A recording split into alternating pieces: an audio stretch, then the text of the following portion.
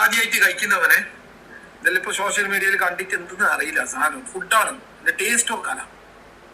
ഇത് ആദ്യമായിട്ട് കഴിക്കുന്ന പോലെ ഇത് എന്താ സാധനം എന്ന് അറിയത്തില്ല, സോഷ്യൽ മീഡിയയിലൊക്കെ കണ്ടതാണ്, ഫുഡാണ് എന്നുള്ള രീതിയിലാണ് പുള്ളിക്കാരൻ പറയുന്നത്. ഈ വീഡിയോ കണ്ടു കഴിഞ്ഞപ്പോൾ എനിക്ക് തോന്നിയൊരു കാര്യമുണ്ട്, ഇതെന്താ അറിയാതിരിക്കാൻ മലയാളിയായിട്ടുള്ള ആർക്കാണ് ശബരിമലയിലെ പായസം ഏതാണ് എന്താണെന്ന് അറിയാതിരിക്കുന്ന ഏത് മലയാളിയാണുള്ളത്? അപ്പോൾ എനിക്ക് മാത്രമാണ് അങ്ങനെ തോന്നിയത് എന്നൊക്കെ വിചാരിച്ചുകൊണ്ട് ഞാൻ ആ പ്രൊഫൈലിൽ കയറിയിട്ട് അതിൻ്റെ കമൻറ്റൊക്കെ ജസ്റ്റ് ഒന്ന് വായിച്ചു. അന്നേരം അതിൻ്റെ അത് കമൻറ്റ് അത് നിസാമ് ചോദിക്കുന്നത്, ഇയാൾ എഴുത്തുകാരനാണല്ലോ, ജീവിതത്തിൽ ആദ്യമായിട്ടാണ് അരവണ പായസം കാണുന്നത്, ശബരിമല എന്ന് കേട്ടിട്ടില്ല എന്ന് ചോദിക്കുന്നുണ്ട്. അപ്പോൾ എൻ്റെ മാത്രം കുഴപ്പമില്ല. സമീർ ചോദിക്കുന്നത്, കളിയാക്കിയതാണെന്നുണ്ടെങ്കിൽ ഡാഷ് നിനക്ക് കേൾക്കുന്ന തെറി കുറഞ്ഞു പോയെന്ന് കരുതും, അരവണ അറിയാത്തവർ ആരാണുള്ളത്, നമ്മുടെ കുറേ കഴിച്ചിട്ടുണ്ടെന്നുള്ള രീതിയിൽ കമൻറ്റ് വരുന്നുണ്ട്.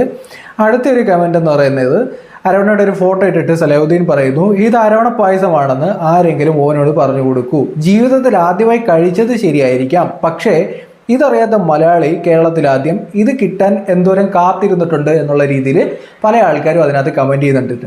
അപ്പോൾ എനിക്ക് മാത്രമല്ല കേട്ടോ തോന്നി, നിങ്ങൾക്ക് എങ്ങനെ തോന്നിയോ പുള്ളിക്കാരൻ്റെ ഡയലോഗ് കേട്ടിട്ട്? പുള്ളി പറയുന്നത് എന്താണെന്ന് വെച്ചാൽ ഇതെന്താണ് സംഭവം എന്നൊന്നും പുള്ളിക്ക് അറിയത്തില്ല എന്നുള്ള രീതിയിലാണ് പുള്ളി പറയുന്നത്. മനസ്സിലാക്കേണ്ടിരിക്കുന്നത്, നമ്മൾ പണ്ട് മുതൽ സ്കൂളിലൊക്കെ പോകാൻ നേരത്ത് നമ്മൾ ഏതെങ്കിലും ഒരു കൂട്ടുകാരനൊക്കെ ശബരിമല പോയിട്ടുണ്ടെങ്കിൽ ഞാനും പോയിട്ടുണ്ട്, ശബരിമലയിൽ പോയിട്ടുണ്ട്, അവിടുന്ന് കിട്ടുന്നൊരു പ്രസാദമാണ് അരവണ പായസം. അത് കഴിക്കാൻ എല്ലാവരും നമ്മൾ ഒരു സ്പൂണുമായിട്ട് പോകും, ഒരു ബോട്ടിലുമായിട്ട് പോകും, അവിടെ എല്ലാവർക്കും ഷെയർ ചെയ്ത് കൊടുക്കും, അവരെല്ലാവരും കഴിക്കും.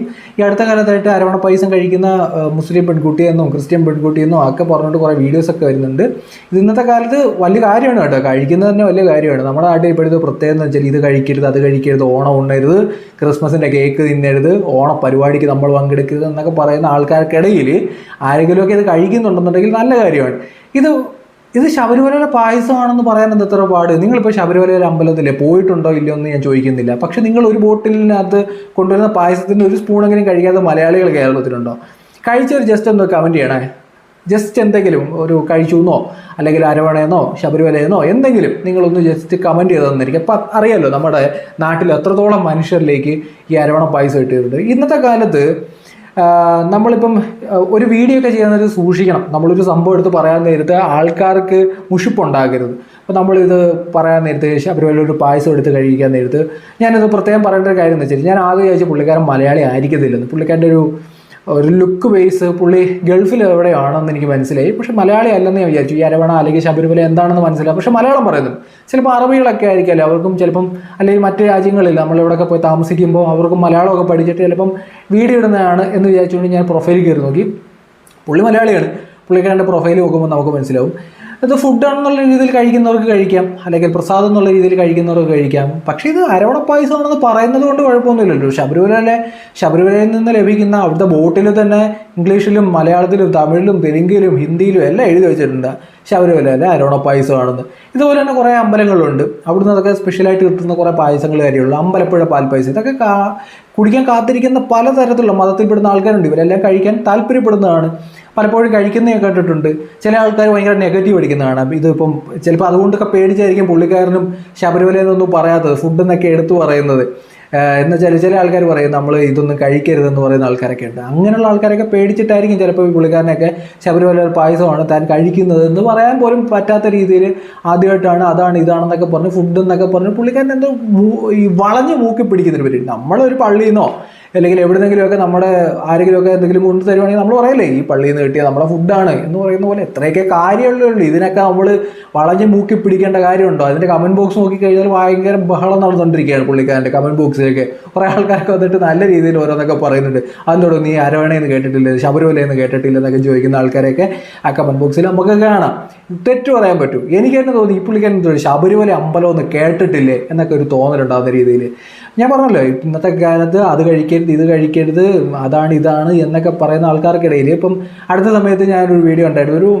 ഒരു പെൺകുട്ടി, ഒരു സ്കൂളിൽ പഠിക്കുന്ന ഒരു പെൺകുട്ടിയുടെ ഒരു വീഡിയോ ആണ്. ആ പെൺകുട്ടിക്ക് ഒരു ഇൻസ്റ്റാഗ്രാം പേജുണ്ട്. ആ പെൺകുട്ടി വന്നിട്ട് ഒരു അരവണ പായസം പൊട്ടിച്ച് കഴിക്കുന്നു. അതിന് കമൻറ്റ് ബോക്സ് നോക്കാൻ നേരത്ത് ഭയങ്കര പോസിറ്റീവായിട്ടൊരു കമൻറ്റാണ്. ചില ആൾക്കാരൊക്കെ വന്നിട്ട് ഇതൊന്നും കഴിക്കാൻ പാടില്ല, ഇത് മറ്റൊരു ആരാധനയാണ്, അവരുടെ ഇതാണ് ഇതൊന്നും കഴിക്കരുതെന്നൊക്കെ പറഞ്ഞ് പോസ്റ്റ് ഇടുന്ന ആൾക്കാരും ഉണ്ട്, ഇല്ലെന്നൊന്നും ഞാൻ പറയത്തില്ല. ചില ആൾക്കാരൊക്കെ നമ്മൾ കണ്ടാണ് കുറച്ച് നാളുകൾക്ക് മുമ്പ് ഈ ഓണത്തിനൊക്കെ നമ്മളെല്ലാവരും ഓണത്തിന് സ്കൂളിലായാലും അല്ലെങ്കിൽ ജോലി ചെയ്യുന്ന സ്ഥലത്തായാലും ഓണമൊക്കെ ഒരു വൈബാണ്. അപ്പോൾ നമ്മൾ സ്കൂളിലും കോളേജിലും അല്ലെന്നുണ്ടെങ്കിലും ജോലി ചെയ്യുന്ന സ്ഥലത്താണെങ്കിലും ഉച്ചയ്ക്ക് ഫുഡ് അല്ലെങ്കിൽ പൂക്കളമൊക്കെ ഇട്ട് അവിടെ ഒരു പരിപാടിയൊക്കെ സംഘടിപ്പിച്ച് ഓണം സെലിബ്രേറ്റ് ചെയ്ത് വിടും. ഈ അടുത്ത കാലത്തായിട്ട് ഓണത്തിൽ പങ്കെടുക്കരുത്, അത് വേറൊരു മതത്തിൻ്റെയാണ്, നമ്മളതിനൊന്നും പോകരുത്, പെൺകുട്ടികൾ അവിടെ പോയി തുള്ളരുത് എന്നൊക്കെ പറഞ്ഞുകൊണ്ട് ബഹളം വെക്കുന്ന ആൾക്കാരെ കണ്ടിട്ടുണ്ട്. അതുപോലെ തന്നെ ക്രിസ്മസിന് കേക്ക് പോലും കഴിക്കരുത് എന്നൊക്കെ പറഞ്ഞ് ബഹളം വെക്കുന്ന ആൾക്കാർ നമുക്കിടയിലുണ്ട്. ഇങ്ങനെയുള്ള ആൾക്കാർക്കിടയിൽ കുറച്ച് ആൾക്കാരെങ്കിലും എല്ലാവരുടെയും ഫെസ്റ്റിവലിനോടൊപ്പവും നമ്മൾ ഓണം എന്ന് പറയുന്നത് നമ്മളെന്താ പറയുക, നമ്മളെല്ലാവരും ആഘോഷിക്കുന്നതാണ്. അതുപോലെ തന്നെ ക്രിസ്മസ് നമ്മളെല്ലാവരും ആഘോഷിക്കുകയാണ്. ഈ ലാസ്റ്റ് ക്രിസ്മസിനൊക്കെ എവിടെ നിന്നെല്ലാം ഫുഡ് നമുക്ക് കഴിക്കുന്നു എന്നുള്ളതാണ്, ഏതെല്ലാം തരത്തിൽ കേക്കുകൾ നമ്മൾ കഴിച്ചു എന്നുള്ളതാണ്. ഓരോരുത്തരും വീട്ടിലൊക്കെ കൊണ്ടുതരും, നമ്മൾ കഴിക്കും, അല്ലെങ്കിൽ നമ്മുടെ ഫ്രണ്ട്സിൻ്റെയൊക്കെ വീട്ടിൽ പോയിട്ട് നമ്മൾ ആഘോഷിക്കും. ഇത്രയൊക്കെ ഉള്ളൂ കാര്യം. ഇപ്പം ഇതിനകത്ത് പ്രശ്നം എന്ന് വെച്ചാൽ ചില ആൾക്കാർ എന്നിട്ട് പറയും നിങ്ങളുടെ പരിപാടിയിൽ നമ്മൾ പങ്കെടുക്കില്ല, അത് നിങ്ങളുടെ പരിപാടിയല്ലേ, അല്ലെങ്കിൽ മറ്റവർ പറയും നിങ്ങളുടെ ക്രിസ്മസിൽ നമ്മൾ പങ്കെടുക്കില്ല, അത് നിങ്ങളുടെ ക്രിസ്മസ് അല്ലേ എന്ന് പറഞ്ഞു കഴിഞ്ഞാൽ തിരിച്ച് എല്ലാവരും പറയും നിങ്ങളുടെ പരിപാടിയിൽ നമ്മൾ പങ്കെടുക്കില്ല, നിങ്ങൾ മറ്റേ മതക്കാരല്ലേ, നമ്മൾ വരുത്തില്ല, നിങ്ങളുടെ വീട്ടിൽ നിന്ന് കൊണ്ടുവരുന്ന അത് നമ്മൾ തിന്നൂല എന്നൊക്കെ പറയാൻ നേരത്താണ് ഈ പ്രശ്നം ഉണ്ടാകുന്നത്. പരസ്പരം അങ്ങോട്ടും ഇങ്ങോട്ടുമൊക്കെ ഷെയർ ചെയ്ത് അങ്ങോട്ട് കഴിച്ച് എൻജോയ് ചെയ്ത് പോയി കഴിഞ്ഞാൽ തീരുന്ന പ്രശ്നമുള്ളൂ ഇവിടെയൊക്കെ അല്ലേ. എനിക്കങ്ങനെ തോന്നിയിട്ടുണ്ട്. നിങ്ങൾ അങ്ങോട്ടും ഇങ്ങോട്ടും ഒക്കെ കഴിക്കുക, അതല്ലാതെ നിങ്ങളുടെ മതം വളരെ മോശമാണ്, എൻ്റെ മാത്രമാണ് ശരി എന്നൊക്കെ പറഞ്ഞ് ഇത് അമ്പലത്തിലോ പള്ളിയിൽ നിന്നോ ഒക്കെ കിട്ടുന്ന ഫുഡ് കഴിച്ചു എന്ന് പേരിൽ ആകാശം ഇടിഞ്ഞു വീഴുവാണെങ്കിൽ അങ്ങ് പോട്ടെന്ന് വെക്കേണ്ട കാര്യമൊക്കെ ഉള്ളൂ നമ്മുടെ നാട്ടിലൊക്കെ.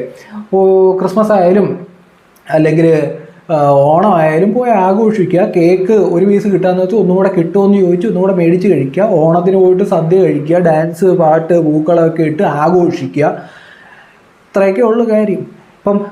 അപ്പോൾ പള്ളിയിൽ നിന്നായാലും അമ്പലത്തിൽ നിന്നായാലും ഒക്കെ ഫുഡ് കിട്ടുകയാണെന്നുണ്ടെങ്കിൽ ആ ഫുഡിന് റെസ്പെക്റ്റ് കൊടുക്കുക, അല്ലെങ്കിൽ ബാക്കിയുള്ള ആളുടെ വിശ്വാസത്തെ നമ്മൾ വ്രണപ്പെടുത്താതെ ഒരു വാക്കുകൊണ്ട് പോലും ബാക്കിയുള്ളവർക്ക് ബുദ്ധിമുട്ടുണ്ടാക്കാതെ, ശബരിമലയിൽ നിന്ന് കേട്ടിട്ടില്ലാത്ത പോലെ അല്ലെങ്കിൽ ശബരിമല അമ്പലത്തിലെ പായസമാണെന്ന് മനസ്സിലാക്കാതെ കഴിക്കുന്നു.